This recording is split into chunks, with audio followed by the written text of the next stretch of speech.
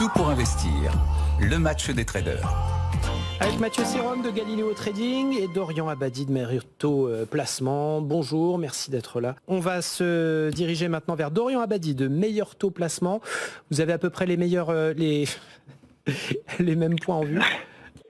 Oui, globalement, effectivement. Les bonjour meilleurs, Antoine, on n'en doute bonjour, pas, mais bonjour à tous. les mêmes, bonjour. Oui, je vous en prie. C'est vrai qu'on attaque une nouvelle séance rouge, Mathieu le disait à l'instant.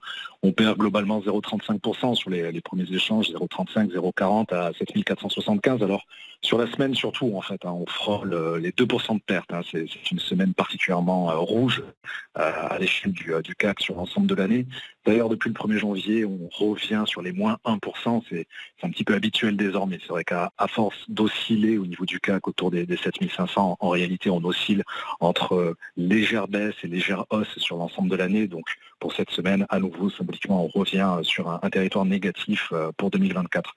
Voilà, donc c'est vrai qu'on a de mauvais résultats d'entreprise, singulièrement Valeo. Là, c'est plutôt au niveau du SBF, puisque Valeo signe la pire baisse du SBF 120 ce matin, moins 12%.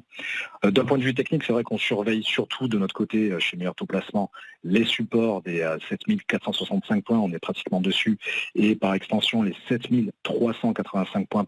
C'est plutôt pour le début de semaine prochaine, ce second niveau, en particulier donc si la baisse se maintient. Et puis en cas de rebond, les plafonds, les résistances, les objectifs acheteurs des 5520 et 5575. Alors ce vendredi, c'est vrai que la séance est surtout animée désormais par les bons résultats de Sanofi. On attend également Safran et GTT.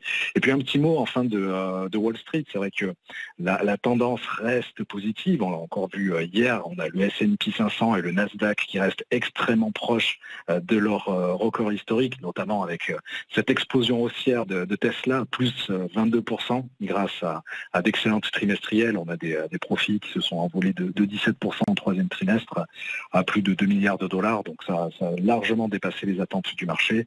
Donc voilà, à moins de 2 semaines des élections américaines, c'est vrai qu'il y a un gros focus en ce moment, une grosse attention sur Wall Street, et puis bien sûr avec ces trimestriels qui vont continuer la semaine prochaine sur les 7 magnifiques, et en particulier Alphabet, la maison mère de Google, qui sera la première véritablement à ouvrir le bal mardi soir.